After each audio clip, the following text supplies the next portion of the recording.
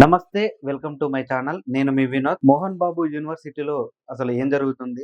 నిజంగానే మోహన్ బాబు, మంచు విష్ణు కిడ్నాప్ చేశారా? లేదు అంటే కిడ్నాప్ చేసినట్టు నాటకం ఆడుతున్నారా? అంటే కొన్ని వేల కోట్లు దోచుకున్న తర్వాత ఈ మ్యాటర్ డైవర్ట్ కావడానికి ఇదొక పన్నాగం పన్నారా? అనే విషయాలు మనం ఇప్పుడు తెలుసుకునే ప్రయత్నం చేద్దాం.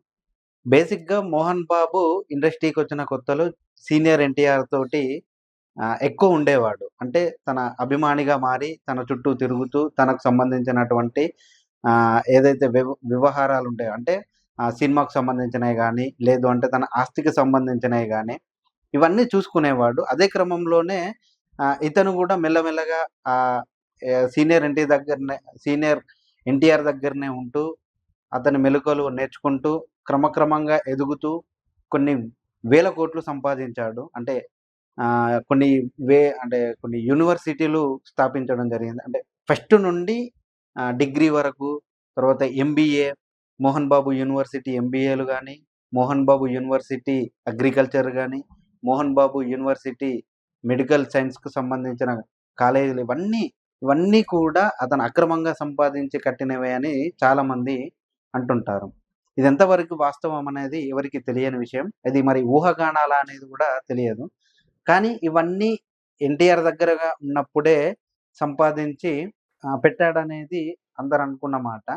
ఈ విషయం మరి బయటికి ఎందుకు చెప్పలేదు అంటే, ఎన్టీఆర్ గారికి భయపడి ఎవరు చెప్పలేకపోయేవారు. ఎందుకంటే మళ్ళీ ఎన్టీఆర్ ఏమన్నా అంటాడేమో అనే భయం కొందరిలో ఉండి ఈ మాట ఎవరికీ చెప్పలేకపోయారు. ఇది ఇలా ఉంటే గత కొద్ది రోజులలో అంటే మనం గత ఒక 1 ఇయర్ క్రితం చూసుకుంటే, మోహన్ బాబు ఫ్యామిలీలో గొడవలు రావడం జరిగింది. ఆస్తి పరంగా. అంటే మంచు మనోజు మ్యారేజ్ అయిపోయిన తర్వాత నా ఆస్తి నాకివ్వు అని చాలానే గొడవ చేశాడు. కానీ మోహన్ బాబు కేవలం మంచు విష్ణుకే సపోర్ట్ చేస్తూ మంచు మనోజ్‌ని పట్టించుకోకపోవడం వలన ఈ రాద్ధాంతం అంతా బయటికొచ్చింది. అదే క్రమంలోనే ఇప్పుడొక మామూలుగా లేటెస్ట్ న్యూస్ ఏంది అంటే, మోహన్ బాబు యూనివర్సిటీలో చదువుతున్నటువంటి విద్యార్థుల దగ్గర నుండి 26,000 కోట్లు అక్రమంగా దోచుకున్నాడు అని ఒక అలిగేషన్స్ అయితే వచ్చాయి.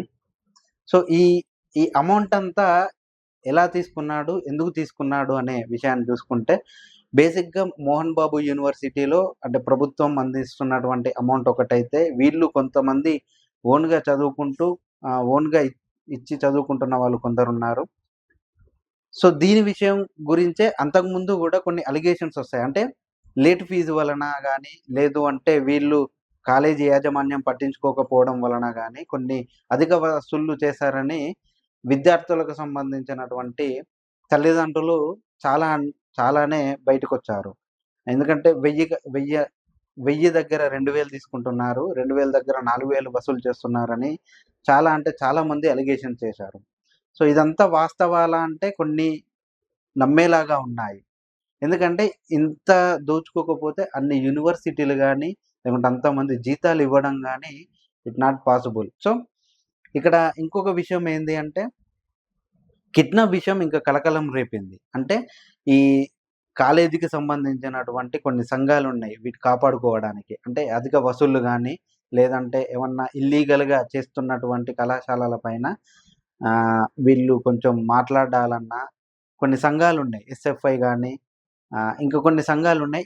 వీళ్ళందరూ కలిసి ఫిబ్రవరిలో అంటే కలెక్టరేట్ ముందు ధర్నాలు చేయడానికి వెళ్తున్నప్పుడు మోహన్ బాబు అండ్ మంచు విష్ణు గాని, వినోద్ అండ్ అక్బర్‌ని కిడ్నాప్ చేశారు అని ఎస్ఎఫ్ఐ మరియు కొన్ని సంఘాలు కలిసి పోలీస్ స్టేషన్‌లో ఫిర్యాదు చేయడం జరిగింది. అది కాస్త కోర్టుకు వెళ్ళింది. కోర్టు ఈరోజు నిర్ణయం అంటే ఈరోజు వాదనలు విన్నాయి.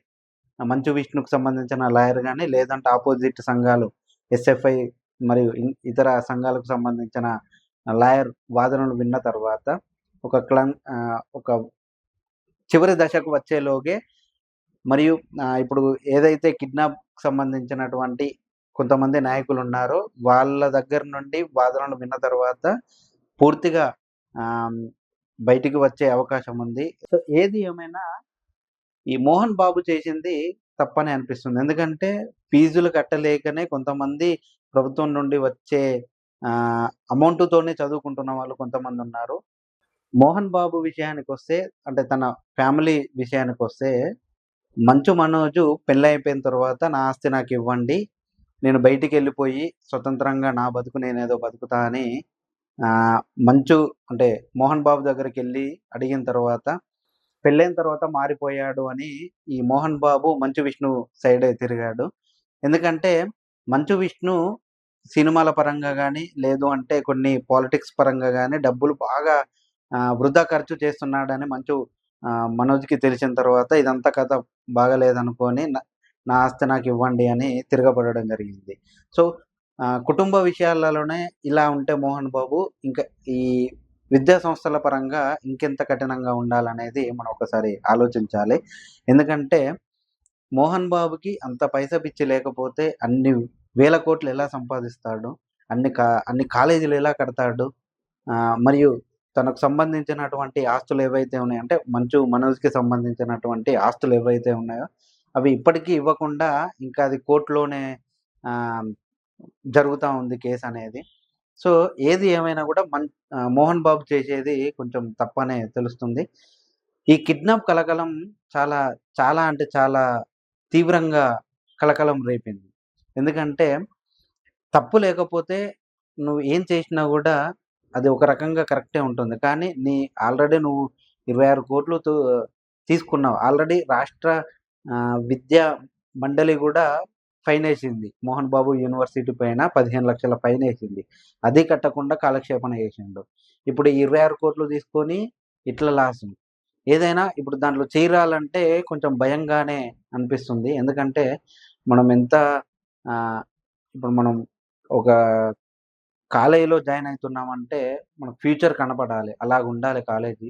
అంతేగాని మళ్ళీ దాంట్లో జాయిన్ అయిన తర్వాత ఒక మాట, జాయిన్ చేసుకునే ముందు ఒక మాట అంటే చాలా ఇబ్బందులకు గురవుతుంది. ఏది ఏమైనా మోహన్ బాబు చేసేది చాలా తప్పు. రేపు తుది నిర్ణయం తీసుకునే ఛాన్స్ ఉంది. అంటే అరెస్ట్ అవుతాడా? లేదు అంటే బెయిల్ బెయిల్ వస్తుందా అనేది చూడాలి. వీళ్ళిద్దరు చేసేది చాలా అంటే చాలా తప్పు. కాలేజీ పరంగా ఇలా చేయకుండా వాళ్ళకి సంబంధించినటువంటి సర్టిఫికేట్‌లు గాని, లేదు అంటే వాళ్ళకి సంబంధించినటువంటి అమౌంట్ ఏదైతే ఉందో అది తిరిగిచ్చేయాలి. ఈ వీడియో గనుక మీకు నచ్చినట్టయితే లైక్, షేర్, సబ్స్క్రైబ్ చేయండి. Thank you for watching.